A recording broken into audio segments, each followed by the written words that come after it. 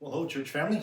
It's good to be seen by you today. I want to take time today and share just a little information the leadership team's been wanting to share with you, and some things are just easier to explain over a video than in an email, and so we're going to do a quick video announcement here today.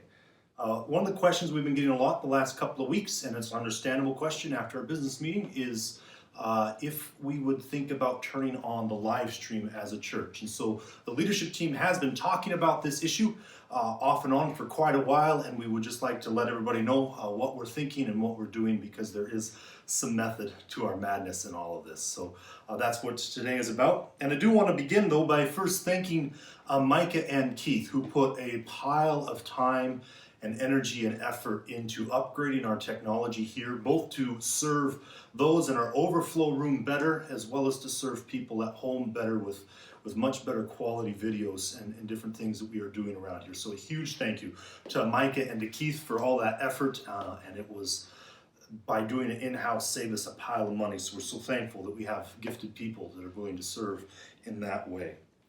And it remains our desire in this interesting and challenging season, church family, to try and serve everyone as best as we can.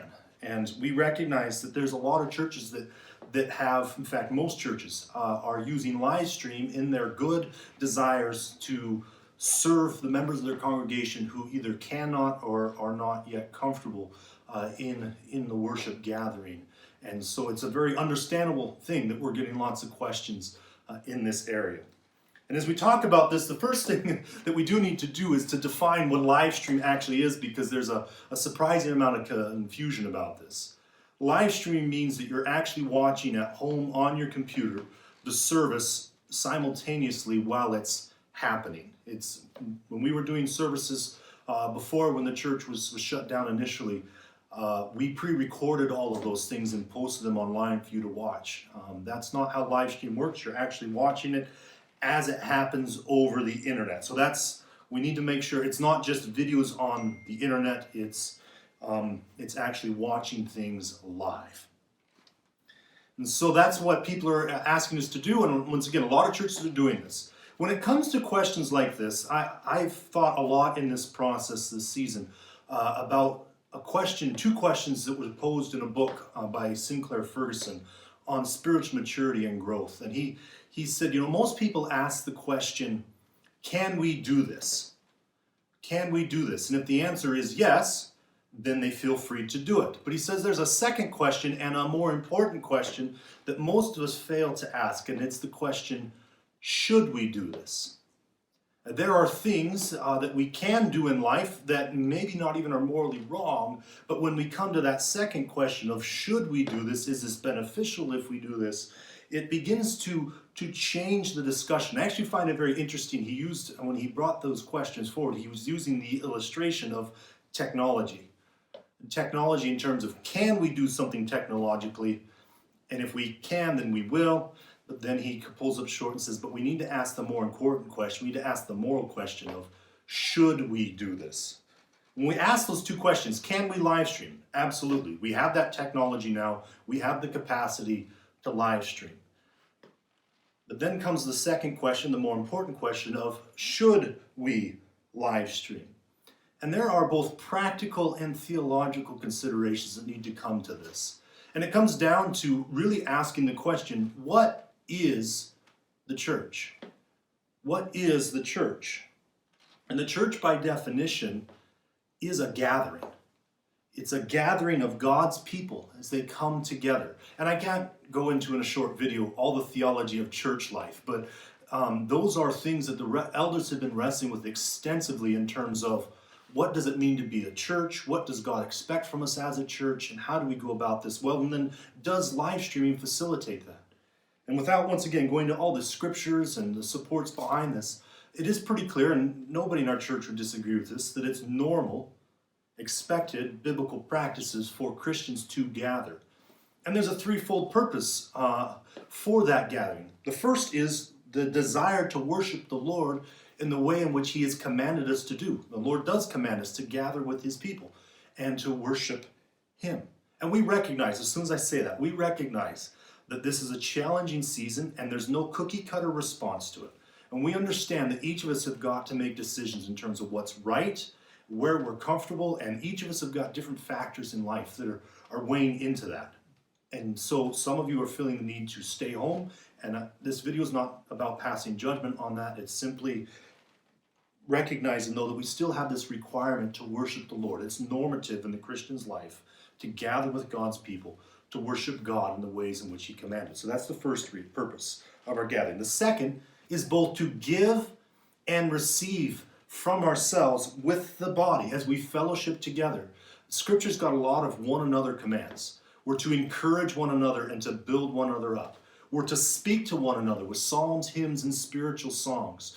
We are to encourage one another. I already shared that one. We're to equip the saints. We're to sharpen one another as we interact with each other. And so when we come to church on Sunday, or any other time we gather with God's people, it's not primarily to receive, but it's to give of ourselves for the growth and edification of the body.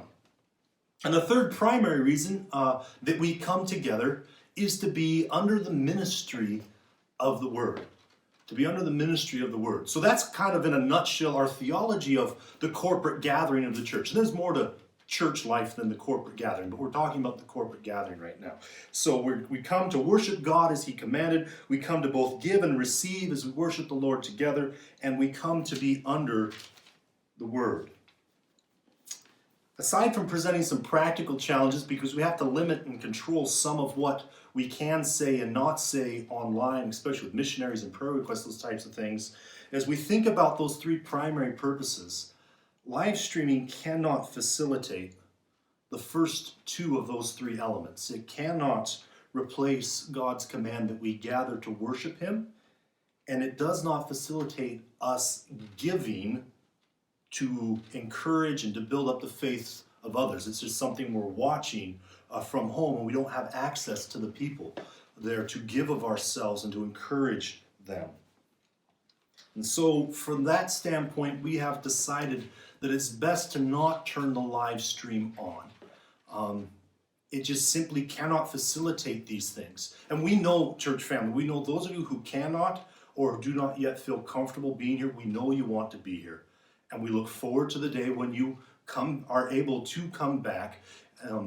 But live streaming is not going to replace that in your life. And so for theological reasons, we've decided not to turn it on.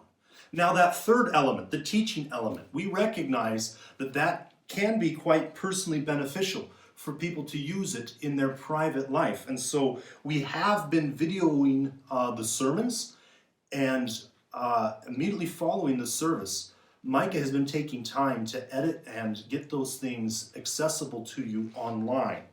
And he's taken about a half hour at the end of every service to make that happen, to get it out there as quick as possible. Because we, once again, want to serve everybody as we can during this season. So he's getting it out in a timely fashion. We encourage you to use that stuff. You can go to our Forest Baptist website, and under sermons, you'll find links both to the audio and to the video teaching elements for your personal use. So, once again, this is coming on behalf of all the others. We just wanted to let you know that this is what we're thinking and why we're doing what we're doing. We're trying to not just be reactionary at this point in this pandemic, but to lead and do things theologically and intentionally well for the edification and growth of the church during this season. If you have questions, feel free to contact any of the elders, and we'll do the best we can to answer your questions. Thanks for watching. We'll see you soon.